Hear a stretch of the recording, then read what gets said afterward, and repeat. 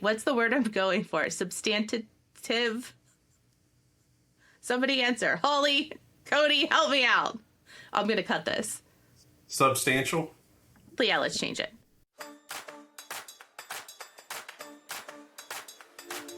Welcome to Fix SLP, the podcast shaking up the field of speech-language pathology. We're calling out the barriers that hold clinicians back, fixing broken systems that limit our care, and giving the power of our profession back to the people who live it every day. This is where fearless clinicians come together. It's time to change the field with our voices, leadership, and advocacy leading the way. So let's fix SLP. Hey everybody, welcome back. It's Jeanette. If you are new here, please check out the show notes. I will link up any previous relevant podcasts that have led to what we're going to be talking about today.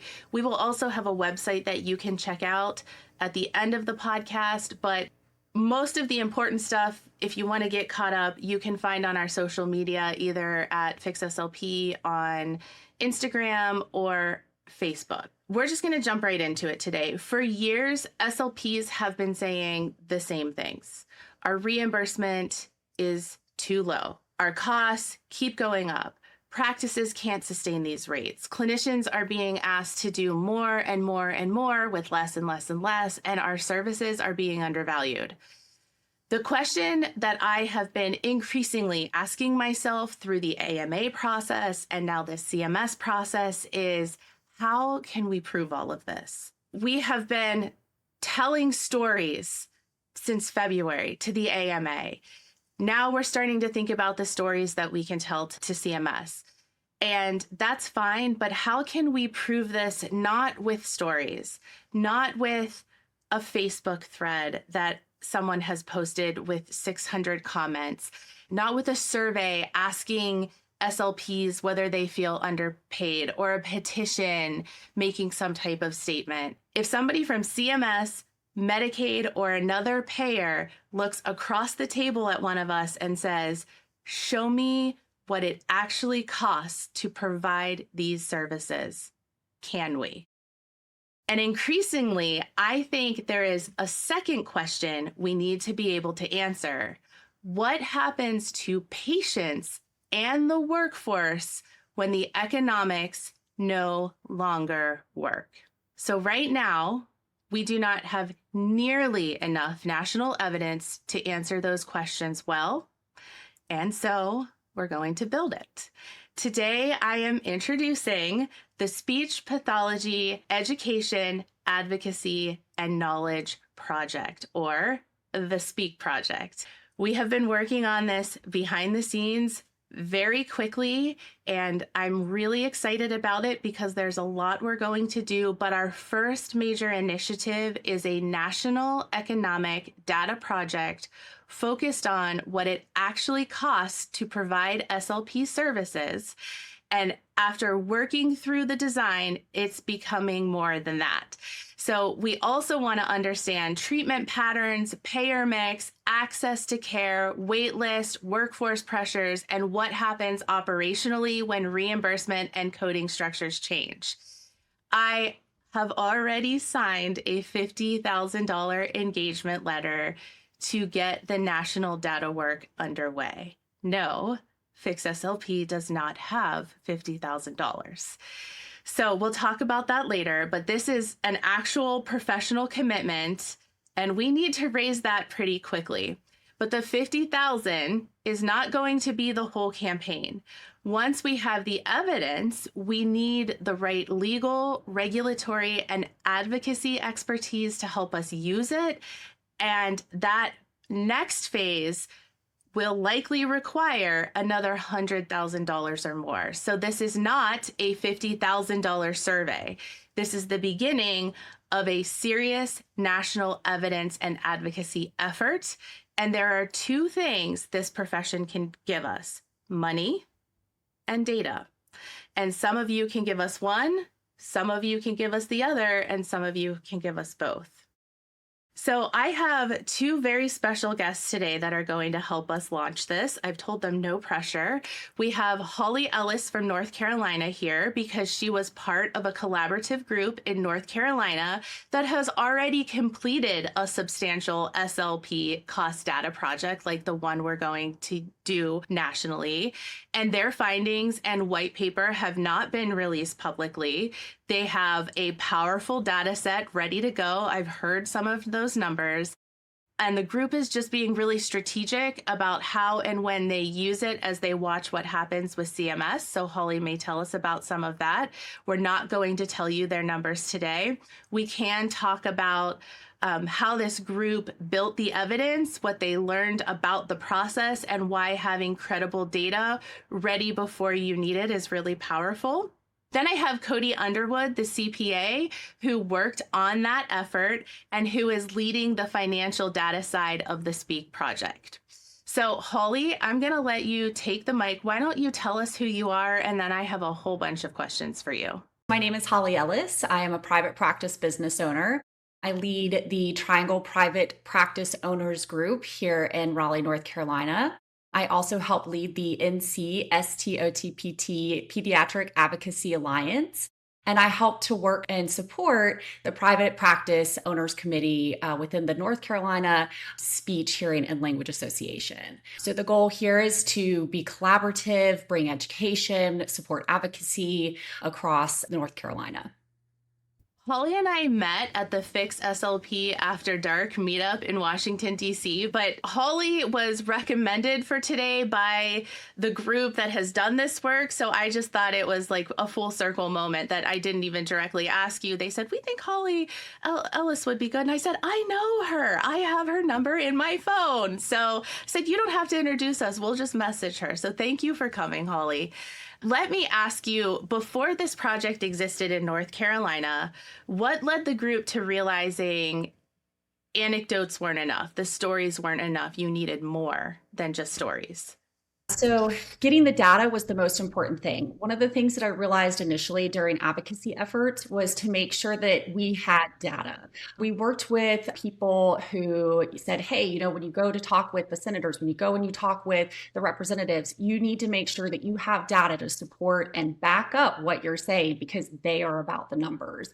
And that data is so important and it's needed. And so I think that was something that NCHLA has done proactively. And I'm very happy to be a part of that state association and their advocacy efforts and the subcommittee that they have for the Private Practice Owners Committee. I mean, they're just amazing. And I'm so thankful that I'm able to support them and that they can support us too. I think that reimbursement question really gives you credibility behind what you're doing and what you're trying to fight. So you recognize that you needed numbers.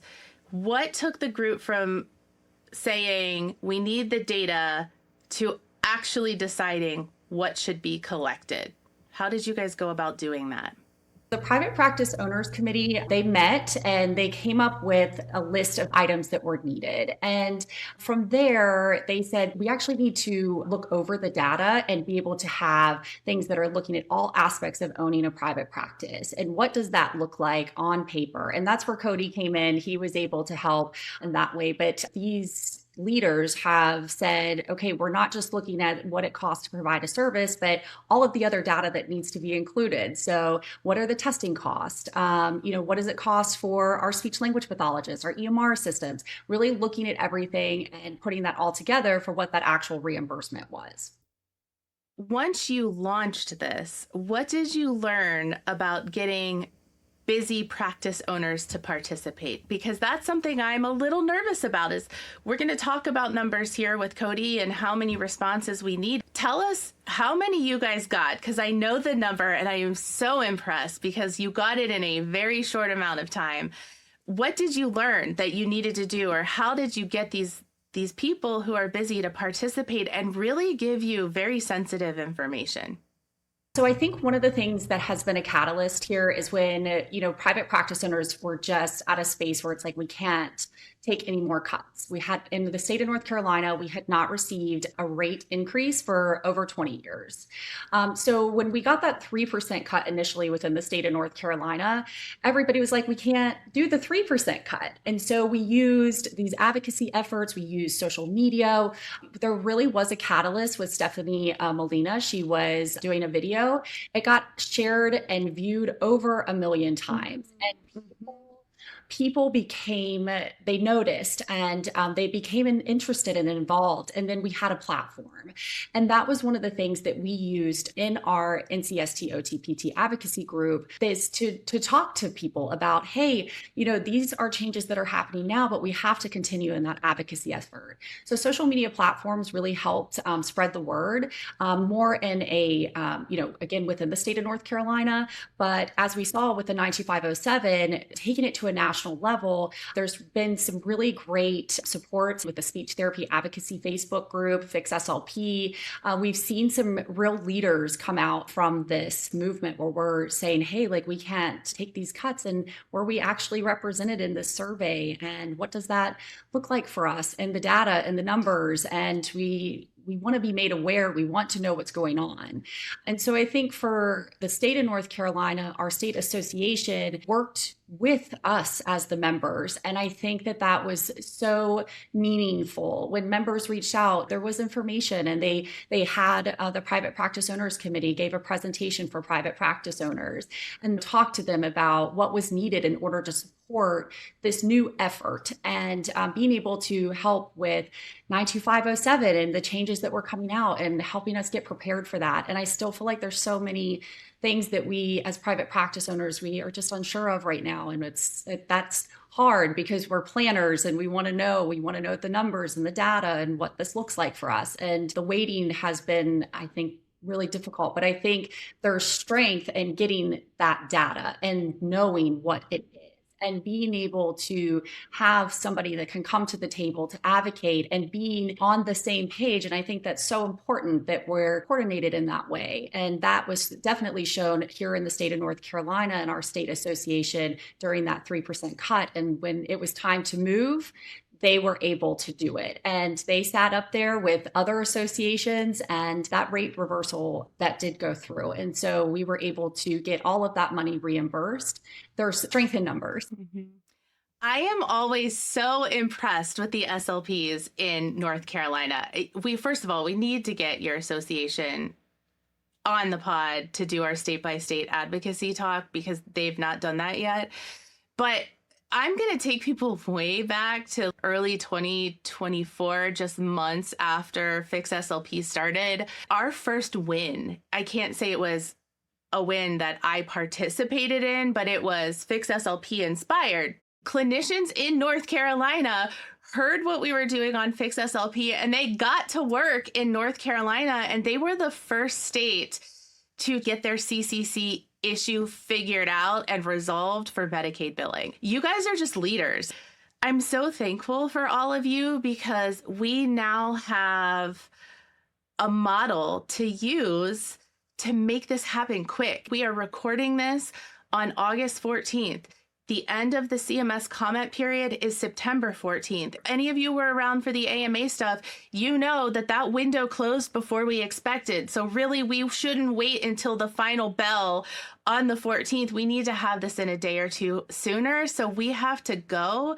And you guys have just laid the groundwork for us to step in and just do it again with some modifications.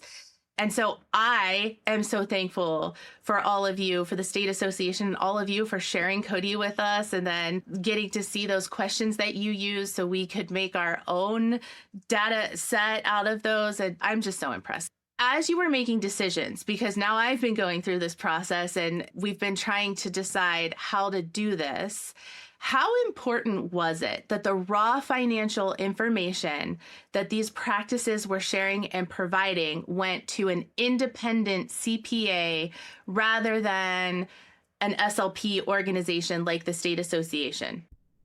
I think it's really important because those numbers are confidential, they're private, and we don't want any SLP or private practice owner to be hesitant about sending those numbers over. It's really important to have that privacy and that separation in that way.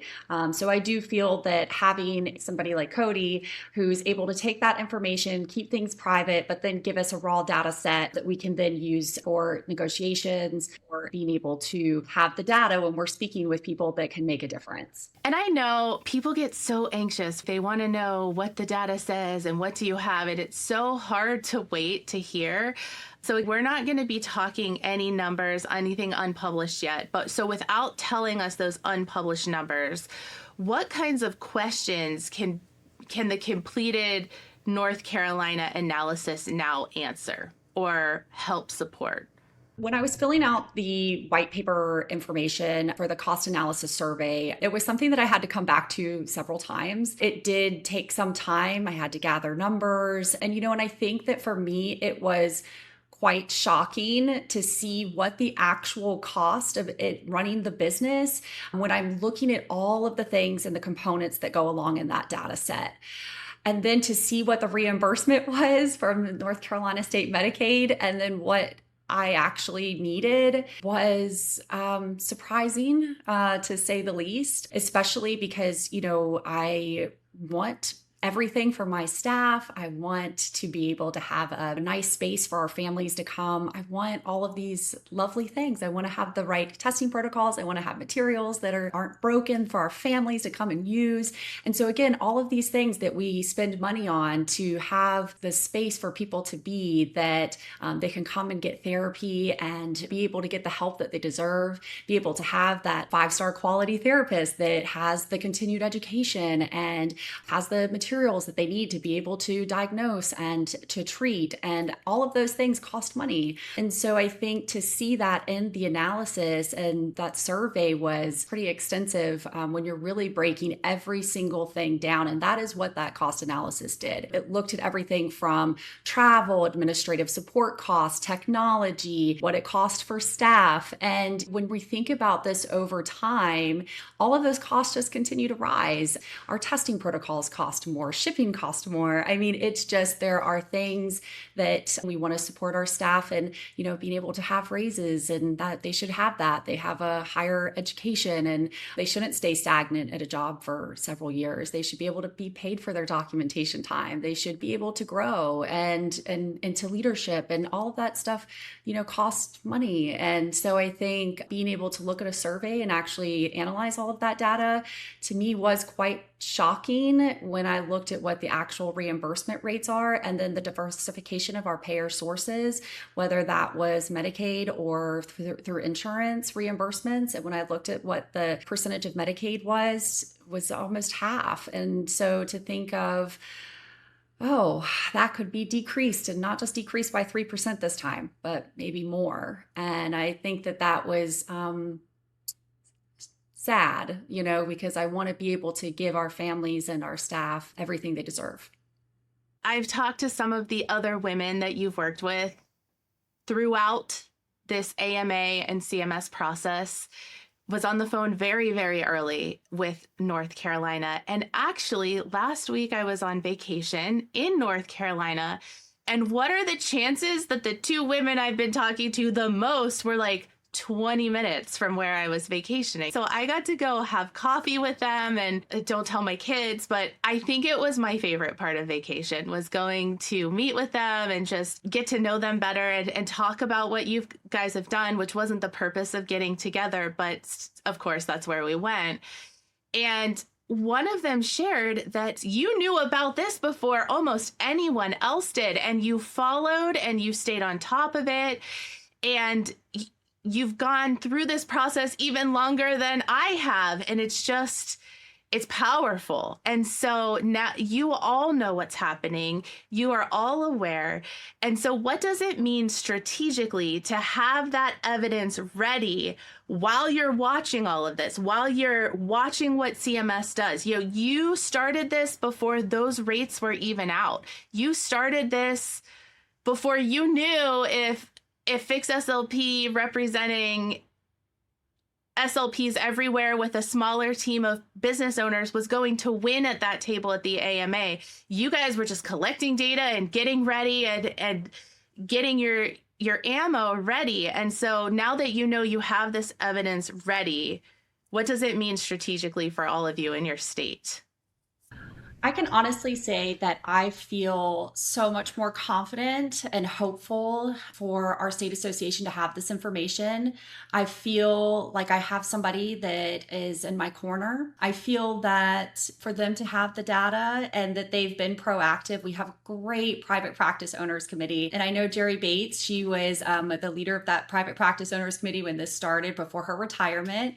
And she really helped in this guidance, and as team and collaboration and leaders and business owners that have been through this kind of in negotiations, but then also to have just gone through that 3% rate cut. And for here they are leading the way again. And so I feel confident and to see what's going to happen when they take this to our Medicaid and CDHHS. And hopefully my goal is that we will see not a significant rate reduction. And I know that there should be some expectation of that, but I hope that by having this data and this numbers and their strong advocacy efforts and the lobbyist that they're also going to hire in addition to what they have done with Cody Underwood, I'm hopeful, and I look forward to seeing what the results are going to be. I'm excited too. Hopefully we'll have you all on the pod along the way just to keep following this story, because it's really just incredible. We all know what is happening in the field of speech pathology. So can you share with me what is the difference between knowing something is happening in practices and having the data to demonstrate it? So having the data is very important. The reason that the data is important is because it's going to back up in actual numbers what the reality is. Just like when I looked at that cost survey and I looked at all of those numbers and I said, wow, this number is completely off. And I think that when you look at the data and you say, hey, this isn't congruent, this isn't aligning, it's important for us to remember that not only does the data support what we're asking, but it also is needed when we're going to the table to have these conversations with people that may not be aware of what we're actually spending within a private practice, and in order to be able to continue to provide the services that we are providing.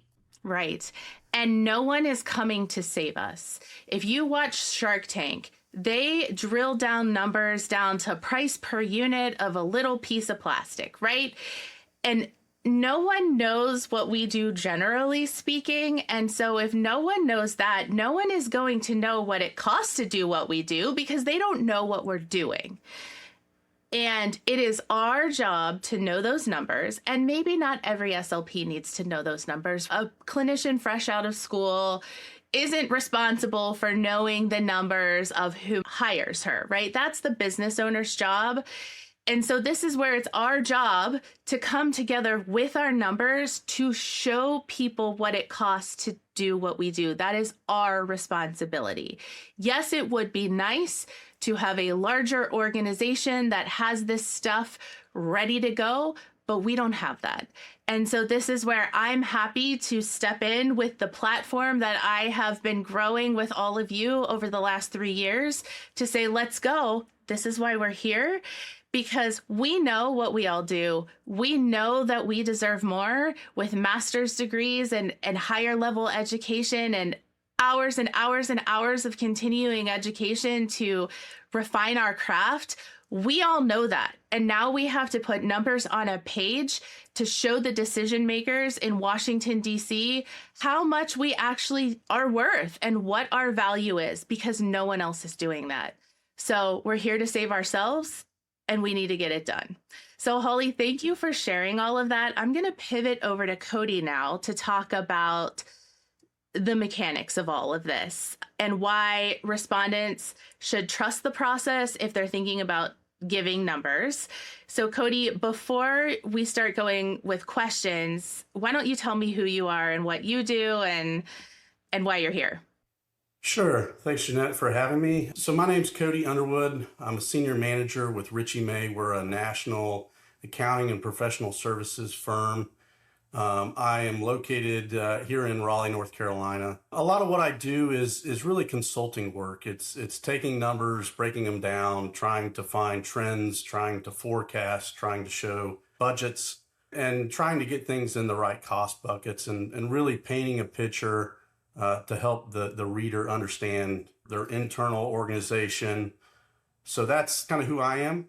And someone like you is so important because, yes, I have a PhD. I'm published. I should know about statistics, but I took a statistics series and I just asked you yesterday, how many statistics classes did you have to take to do all of this? Because you are the pro.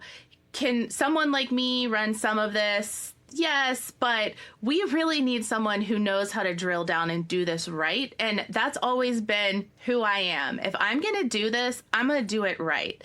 And I'll just say this, if I'm going to buy my kid a Nido, we're not getting the one at the dollar store. We're going to go find the one that's affordable and real. Okay. So that's what we did with you. You are real. You have a proven track record, and everybody hears those numbers and thinks, oh my gosh, but you are charging a fair wage for what you're going to provide us. And that's why I said, okay, let's give Cody a call.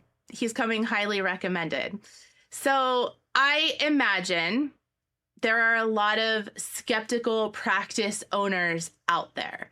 There are certainly people who don't like Fix SLP, who don't like me, who don't like what I'm doing. And that's fine. That's not what we're here to talk about today.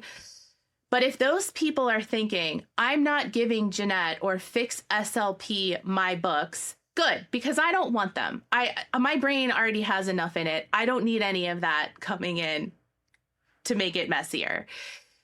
Can you explain where the information is going to go? And I have a bunch of questions that I've sort of outlined because I'm also a business owner. So I could put myself in the shoes of having to give all of these numbers to someone.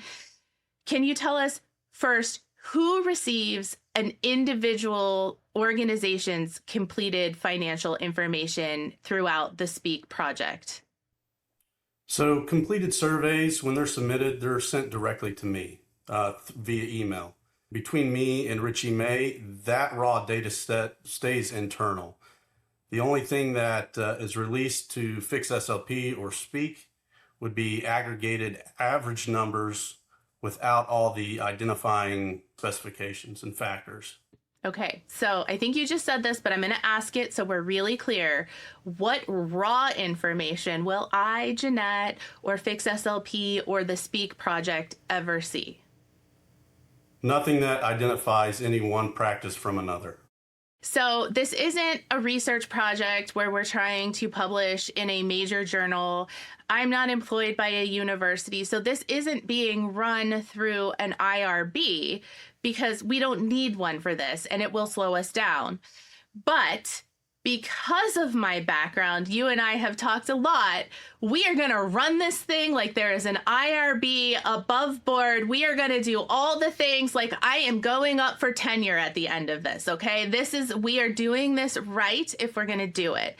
And so for easy translation, anytime you enter a research project, you become a participant and you are given, especially if it's blinded or double blinded, you are given a participant number and your name and that number are matched together and they are held in one file under lock and key for the principal investigator to hold. And it's never accessed. There's no reason to ever access that. So you, Cody, right now, Richie May is that principal investigator, right? That's if we were submitting an IRB, your name or the Richie May group would be listed there. So it is only the principal investigator that will have that information and it is locked down. That is correct. And I believe the only time that information would be sent out is your information back to you. Again, there's nothing in which you've already had. You were the one who submitted it. The confidentiality, I think, is a big piece in understanding a little trust here. There's a lot that goes into these analytics. There's a lot that can be turned out from them. So I think keeping that, again, with Richie May only, help solidify that. Mm-hmm. This is a really good place to say, because I failed to say it at the front of the episode. I am working on this with Emily Watkins from Pediatric Therapy Partners in Louisiana. Some of you may know her as the administrator of the SLP Advocacy Alliance group on Facebook. She also does a lot of private practice work out there, so you may know her from another organization, but she and I have been the ones meeting with Cody and the legal teams behind the scenes. So when I say we, I'm really referring to Emily and I. So Emily and I have talked behind the scenes about how we're going to keep people updated. And I have a very large email list, which you can subscribe to at fixslp.com.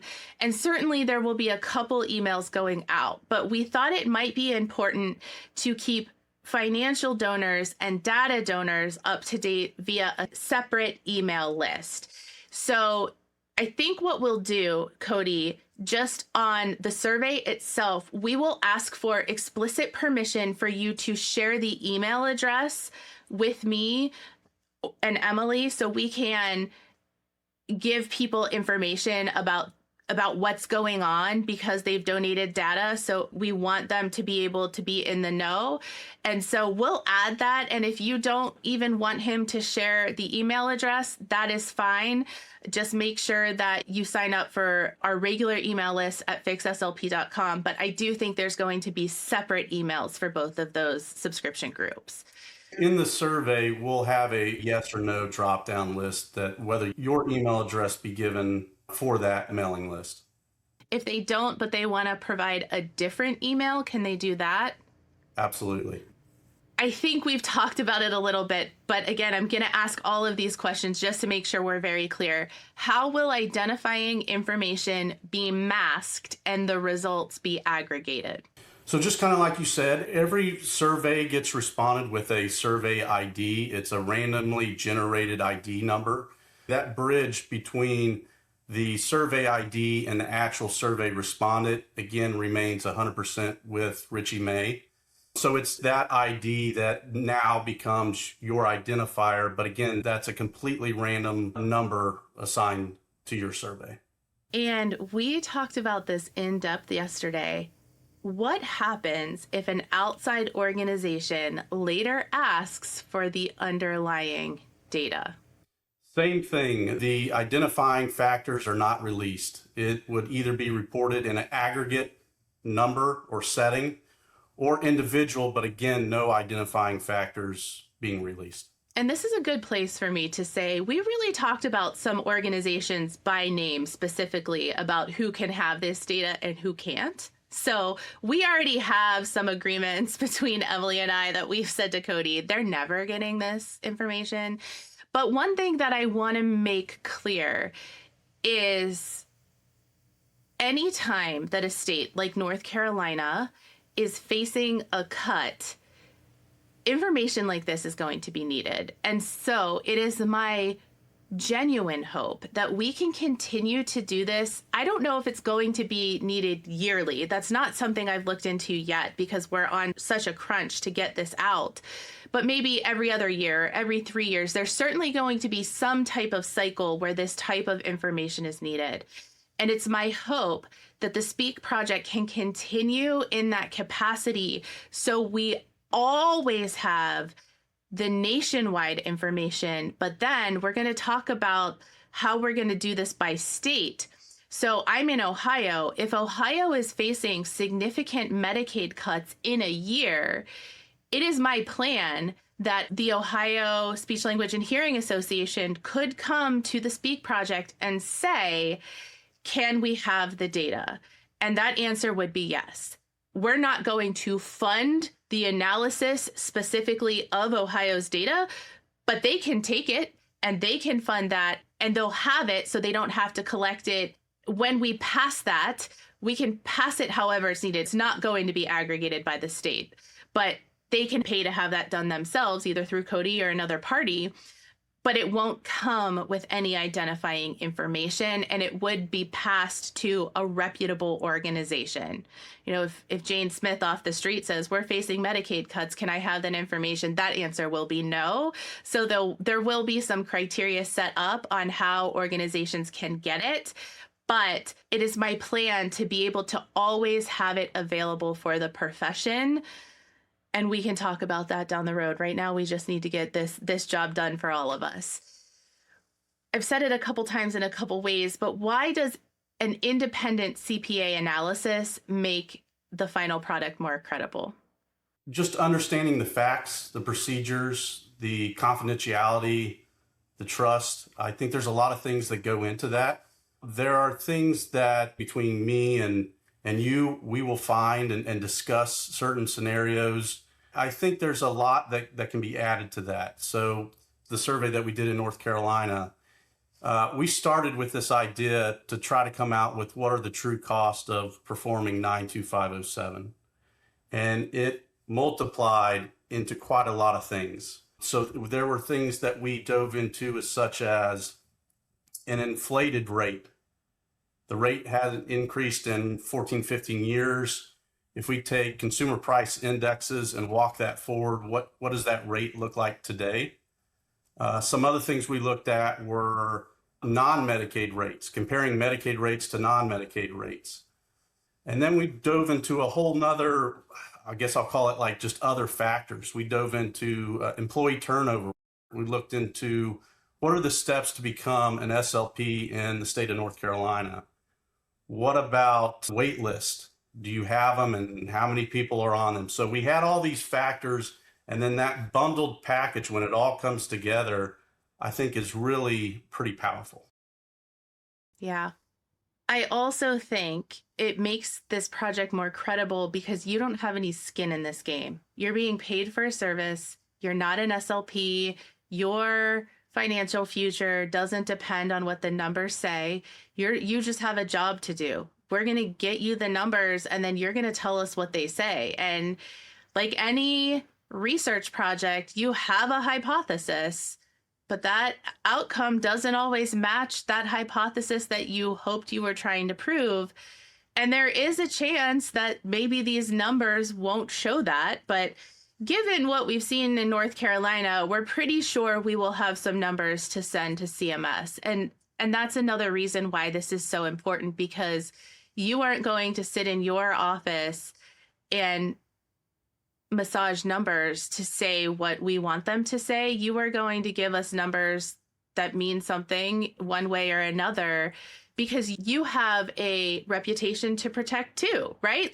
If you're caught massaging numbers, you don't have a job anymore. So I think that's another really good reason that someone other than Jeanette or Fix SLP or some other person within our profession is doing this work for us, because it just completely removes the chance that something would be changed to work in our favor. So that way, we call this inter-rater reliability. That way, if someone else does take this set of numbers and analyzes it in the same way, they should be very reliable outcomes. That Cody does it and then somebody else from somewhere else does it, the numbers should really be exact, if not very, very, very close. So that's another reason to do it.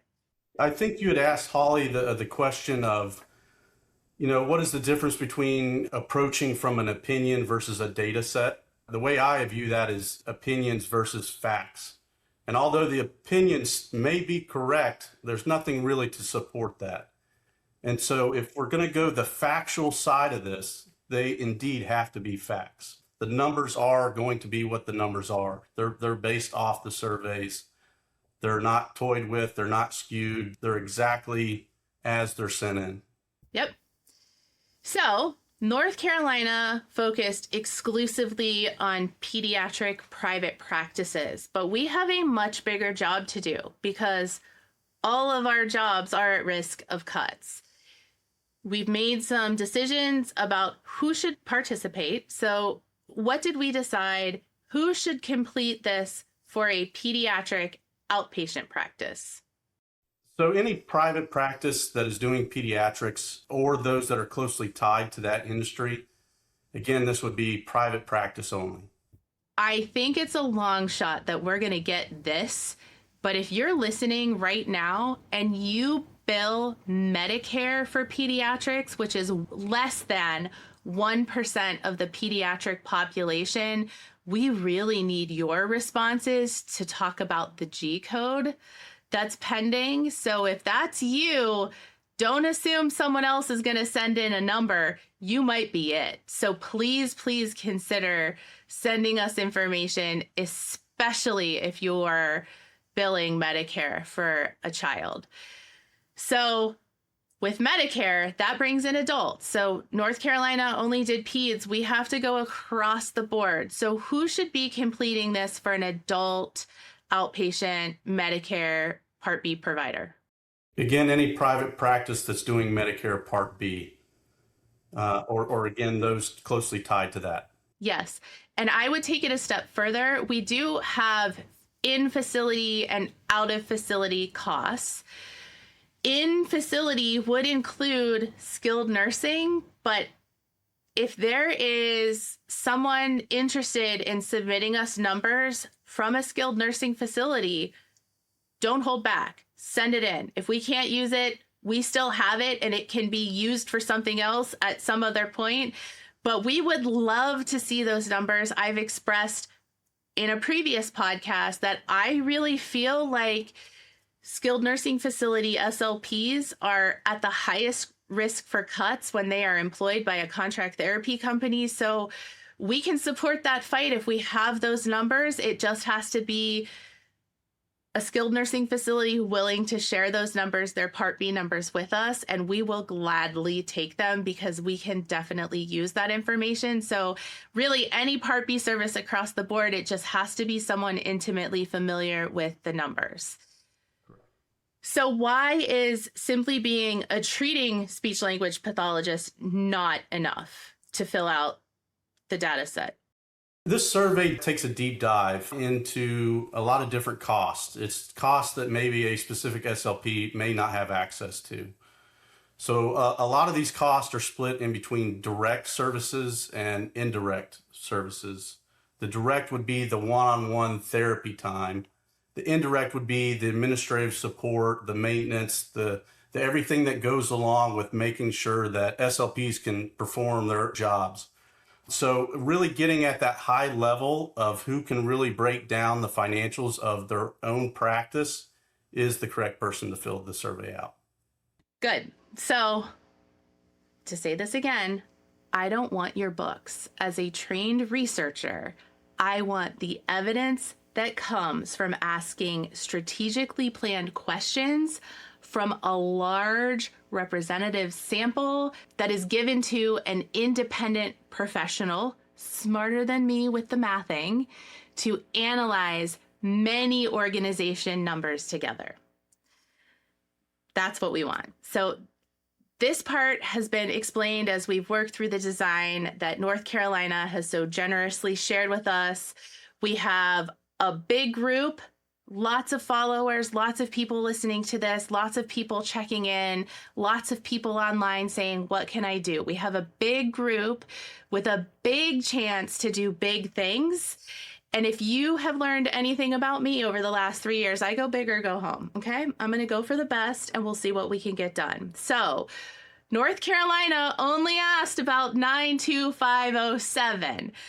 We want enough detail to understand what reimbursement changes could actually do in the real world across more than 92507. So we're expanding to include the dysphagia code, because if they've come after 92507, is that one next? So we have our arsenal ready if and when, hopefully it doesn't happen, but if it happens, we're ready to go and we're not chasing our tails to get information. And we know we have a cognitive treatment problem, so we are also including cognitive codes or cognitive information so the data set can support more than one immediate reimbursement question. We're going to need to fight for this cognition issue beyond the CMS rulemaking period because it's not included right now in the numbers that have been put before us. So this will give us what we need to fight well. Some other topics that may have been covered in the North Carolina survey that might be still included in ours, but expanded to adults, and some other things that we'll be asking is payers. We need to understand Medicaid and commercial insurance, Medicare Advantage, and Medicare, rather than just treating it all as one market. We need to know all of that individually. We need to break this down to cost per minute. So how does having an underlying time distribution let you know the impact of a timed code structure more accurately? We want to know about treatment duration because we know, we said in our last podcast, every minute matters now. So instead of relying on an average session length, it's probably stronger to understand the actual distribution of treatment times. We want to know treatment areas, because now we have these codes that break it out into treatment areas. So practices will be asked, when you provide 92507, what does that look like across those treatment areas? And why does this matter if this code change affects services differently? We're going to be asking complexity questions and exploring information about factors with behavior and access and participation. And that can be useful with advocacy, which we have to do behind the scenes. It's not a direct accounting expense, but we're looking at the bigger picture because on the other side of this, we have a second half of a dream team that's going to be working with what we collect.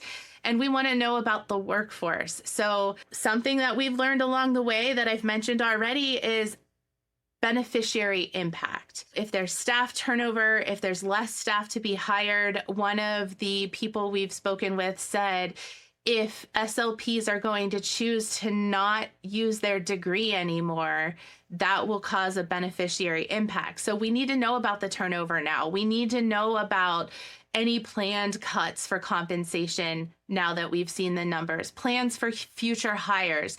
That can tell us a lot about the downstream effect of these reimbursement changes and help us give something to say as we move along in this process.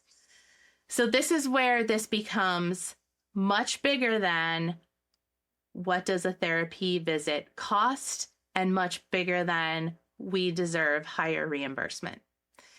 If low reimbursement is associated with long Medicaid waitlists, I know where I live, there's a small handful of practices, and 3 off the top of my head I can think of are cash service for pediatrics. I'm not sure about the 4th one. And then we have the hospital, and the hospital waitlist for Medicaid is over a year long. I have 2 kids, I'm in the mom group, and I see the question asked every day. Where can I go to get my child services on Medicaid? The hospital wait list is 13 months long, or whatever it is at the time. So we need to know that. We need to know if reimbursement is associated with staffing instability, compensation pressure, reduced capacity, or certain services becoming harder to provide. Then we're not just talking about a business problem anymore. We're talking about that bigger problem that our representatives in Washington, D.C. want to hear about. We're talking about access to care. We have already learned in preliminary meetings, as I've said, that this is what they want to hear about. So when Medicare and Medicaid beneficiaries are losing service, we have a big problem. So, Holly, can you tell us, if you're comfortable, how many responses did you guys get in North Carolina? So there should be approximately 43 is the number that for the responses. And that was for pediatric private practice owners across the state of North Carolina. And that's amazing. So we've worked with Cody about what we might need to give a really good representative sample. And we've decided that we need 200 high quality responses nationally. So we must have representation from every state. Alaska, I'm looking at you. I know you're there. Every state has to respond at least once. I would love to see every state respond twice with pediatric and adult numbers, because remember, we're representing everyone, but we need at least one response for this to be a nationwide data set collected. Within those responses, we're going to look at region, practice type, urban and rural markets, the balance of the sample, because more responses from a populous state does not automatically make the data set better if the rest of the country is missing. And now I want to speak directly to North Carolina. You've all already done this, but we need you to participate in this one too. We need you again, because our national instrument, like I just said, is slightly different and expanded. So we can't simply borrow what has already been collected and drop it into the Speak project. We need you to answer a few more questions, but you have a huge advantage, because if you did the other one, you have 90% of what we're asking for. But also, adult practices didn't have the opportunity in North Carolina to respond. So now's your moment to shine. So don't assume North Carolina is already covered. We need you represented in the national analysis too. Cody, can you tell us how we will handle multi-state organizations so we don't distort geography? Yeah, if a practice is in multiple states, it's one survey. That survey will have different sheets that split out all the states, and you're just recording state by state identifying items. So something as simple as how many 92507 events in the year 2025 per state. And what makes one response from a state valuable even when another state gives us many more? So maybe Rhode Island gives us 1, but California gives us 10. Why is that Rhode Island one still valuable? We're based on that 200 ask that we're wanting to get. We've kind of divided that up based off of U.S. population. However, we need at least one survey from every state to be considered nationwide. If we receive more than 200 surveys, that's phenomenal. And we've discussed that we're going to do a timed code analysis. We talked about this a lot yesterday in our meeting. It really matters, because if we only know an average treatment time, can you tell us what could that hide about how many visits would fall into a different timed code threshold, which we know we're moving to time code. So why would that matter? Going from a 92507 to the different projected codes, we really need to figure out, well, how many of those potentially would be speech, language, speech and language, and so forth. So breaking that down and analyzing and saying, based off of the current 92507 rates compared to the projected rates, how different really is that? You know, we can calculate not only a dollar figure, but we can calculate a percentage. Some people have looked at some of these codes and thought, oh, we might be okay with the reimbursement proposed for this code. Can you tell us why a code that looks maybe better or okay on a fee schedule could still produce worse financial results when you modeled the whole day? So you're doing this conversion between an event-based versus a time-based. So I know a lot of people have considered the add-on. There's several things you have to consider. There's more time involved with that add-on. What that does is it reduces your daily take of services.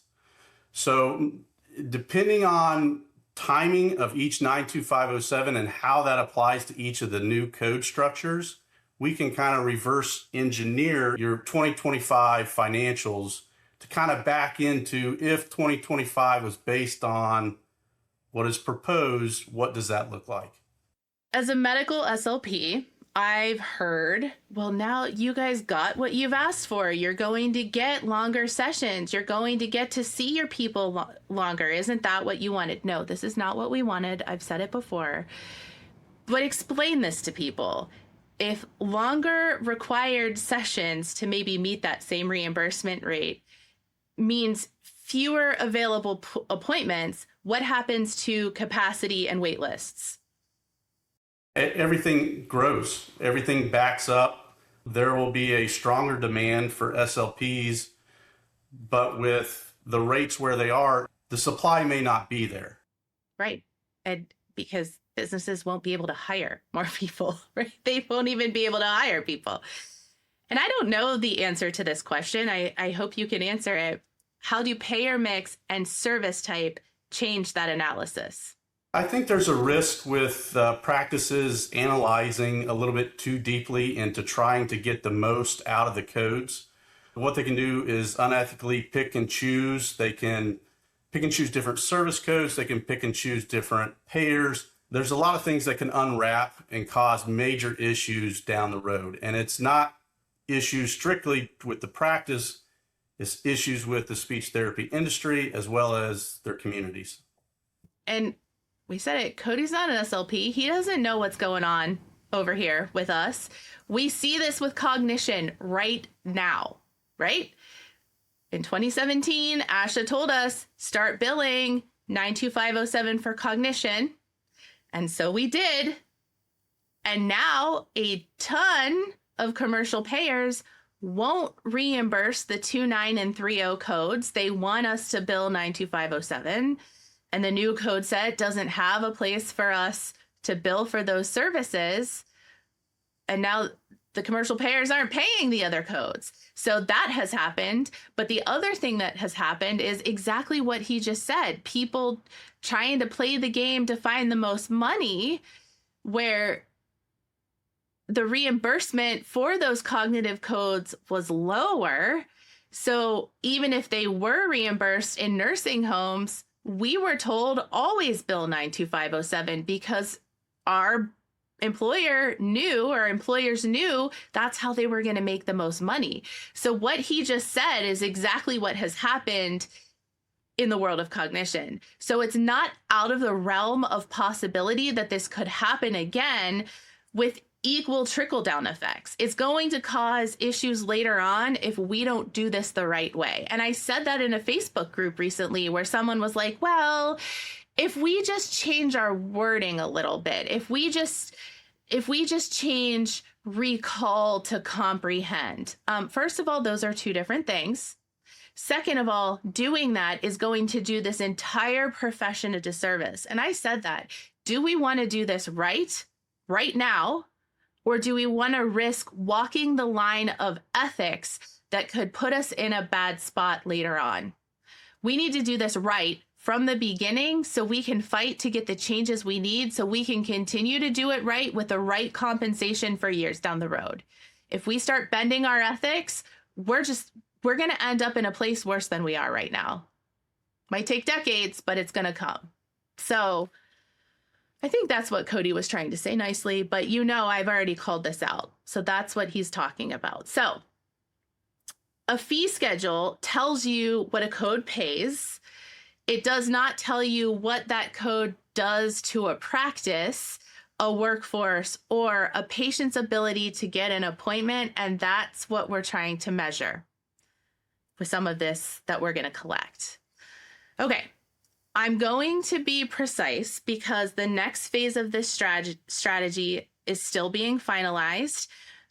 We're bringing in high-level outside experts to determine the strongest legal, regulatory, and advocacy path once we know what the national numbers show. I'm not going to announce a firm, although I wish I could, or a promise of a federal strategy before I have signed an engagement letter. But we're also building this so the value doesn't end with this one CMS rule. I've already said that. If these numbers are strong enough, this can inform federal advocacy, Medicaid advocacy, state level work, payer conversations, and future reimbursement and valuation questions. And because we're expanding the instrument beyond one code and one payer, we're trying to build evidence that remains useful after this immediate fight is over. So the data will determine what we can responsibly say. We're not collecting numbers to prove a conclusion we've already decided true, although I hope it does prove our conclusion, but that's not why we're doing it. We're collecting them to learn what is true and then advocate from the evidence that we have. A lot of you are asking, even Cody has heard, and he's not an SLP or a business owner, what should I put in my CMS comment? That is going to be the next episode unless something else comes up before we record with the other half of our dream team that I'm hoping we get worked out in the next day or two. Today, this episode is about building the evidence. The next episode is about the opportunity to speak in the public comment process, what makes a useful comment, what belongs inside of it, what doesn't belong inside of it, how we can make our comments count, and how some of us can use these numbers within our comment. Data are one strategy. Public comments are another. We need both. Everybody's going to need to participate. So now, my least favorite part, I'm asking you for money. Not to fund an idea, not to fund work that is already underway. I signed a $50,000 engagement letter for this national data project. That is our immediate need. Then comes the legal, regulatory, advocacy strategies. All of that is going to help us turn this evidence that we're gathering in this piece into action. And that may require more than $100,000 over the next 6 months. So when you see the fundraising side of this, don't just think they need 50 grand and they're done. We're building something bigger. And I want you to look at what your donation is actually going to help us measure. Not just cost. We're looking at treatment time, payer differences, access, Medicaid waitlists, workforce turnover, compensation pressure, service differences, the real operational impact of reimbursement policy. That's the kind of evidence that gives an advocate something substantial to walk into a room with. So I'm going to break some of this down. If 5,000 SLPs give $10, that's the first 50,000 of this. I know there are more than 5,000 SLPs out there that can do this. If 2,000 give 25, that's the first 50,000. If 1,000 give the 50, that's the first 50,000. And I know some practices, companies, organizations, and individuals can give way more than that. I don't need everyone to give the same amount. I need this profession to decide that building its own evidence is worth investing in and then fighting for. How bad do we all want this? You have people ready to fight for you, but we cannot fund this alone. We need collective power in finances, and we'll do the work. We just need you behind us. SLPs love to love things on social media. We need you to go beyond that and give something, because otherwise this doesn't work. And again, no one is coming to save us. We have to save ourselves. So Holly, as I'm talking about this, why don't you tell us about the numbers you raised and how quickly you did it? So initially, when we had the 3% rate cut, Nixla did a fundraising effort to help pay for the attorney. The attorney cost was $10,000, but they had raised a total of $20,000. They had that additional $10,000 in advocacy funds. And then from there, they were able to raise additional money, and they did a presentation to all of the business owners that were interested in learning about 92507, just like we're doing right now, discussing, the importance of the data, how this is going to affect the constituents that we're serving, all the patients, and being able to raise additional money. There was an amount for each business owner here in the state of North Carolina. They were then able to raise additional money for a service fee for Cody to be able to do the data and the collection. And so again, we were able to get to those amounts, and still some additional money was needed for the next part for the lobbying. But again, we were in a very short amount of time able to raise that $30,000 just in the state of North Carolina for business owners. So that way we can put forth these efforts to help in advocacy. That was something Nixla is able to help us and be able to come to the table to be able to advocate for us. And that's so important to have somebody that can represent us as a profession. putting money forth to help us, to have somebody lead the way, to help us come to the table. We have our money, we have our data, but to have somebody speak on our behalf as well is also so important, but we have to have that information to support it. And again, those things do cost money. Man, just imagine if every single state in the US came up with $30,000 for the Speak Project. What could we do nationally with that much money? I mean, we could retain this firm forever to help work with us, right? We can bring them on staff if you all came up with that much money. As I've mentioned, Fix SLP has always been very serious about being good stewards of the $5 a month sustaining partnership donations that I have squirreled away for this purpose. I have $10,000 to put into this. There are other costs behind the scenes. We have our normal lawyer who y'all have not met yet. He was supposed to come on and then all of the AMA stuff happened. So I talked with him the other day. I said, I haven't forgotten. You're coming on eventually when we get through this. But I'm paying him to file some paperwork for the IRS so we can handle this money, because right now as a single owner LLC, Jeanette does not want your donations as her personal income to pay taxes on when she's not touching it as personal income. So I have some other payments behind the scenes that I need to take care of to make all of this work ethically and securely. So some of that money is being used for that, but it's all being dumped in. So please don't stop your $5 a month sustaining partnership. We have business expenses every month. So please don't pull back on that. We're asking in addition. And as extra comes in every month, I'll just be dumping it into this project. The lawyer's going to be writing some terminology that will make it safe for me to take Fix SLP money and put it into the Speak project. So I'm making sure every I is dotted and every T is crossed, and we are above board with all of this.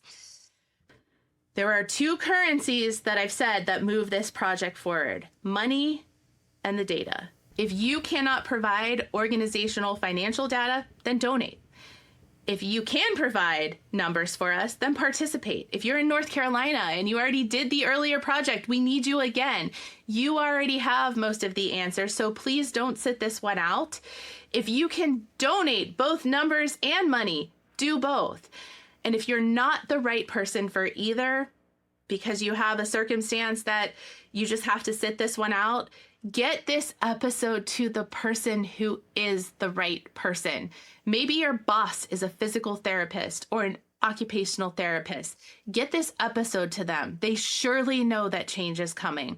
Maybe you have someone in your life who has been impacted deeply by speech therapy. Maybe they could give. We are not leaving families and patients and clients and students' families out of this. We need them to rally around us. We need the first 50,000 quickly, and the broader advocacy effort is going to require more. Big law firms like this require big retainers, and when I sign on the dotted line, I'm probably going to be expected to furnish a retainer. So that's coming just as quick. So 50,000 is not the goal. We need much more than that. And I started this episode by saying, for years, SLP services have been undervalued. We've been saying our service is undervalued, we're undervalued, and now we're going to ask harder questions. What does it actually cost to provide our services? What happens to access when reimbursement doesn't keep up? What happens to the workforce? What happens to treatment capacity? What do the numbers actually show? I have committed to getting the work started. And by the way, like always, I'm not being paid for this. I'm here. I'll do it. We have people who will do it with us. We need the SLP community to come with us, donate, give us the numbers, or do both. Let's build the evidence we're missing.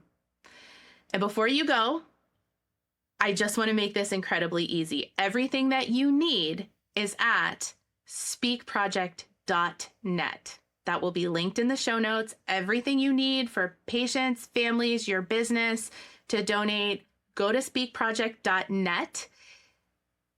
These episodes drop at 5 a.m. Our portal to give us your numbers is not opening until noon if you are listening to the day that this drops.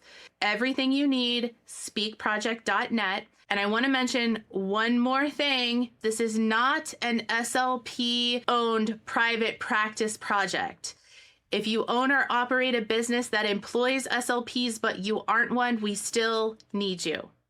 You do not have to be an SLP to donate or participate. We can't build a national picture of SLP services if entire types of providers, communities, or parts of the country are missing from it. Money builds the infrastructure. The numbers build the evidence, and getting this into the right hands via the right people will build the reach. It all starts at speakproject.net. We'll see you next time. And for real this time, thanks for fixing it. Go to speakproject.net. Thanks for listening to the Fix SLP podcast, the podcast shaking up the field of speech-language pathology. Don't forget to check out our social media or fixslp.com for our latest promo codes for continuing education, therapy materials, merch, and more. Supporting our sponsors also supports our Fix SLP team. Don't just listen, be a part of the change. Share this episode and our social media content, and let's keep fixing the field one fight at a time.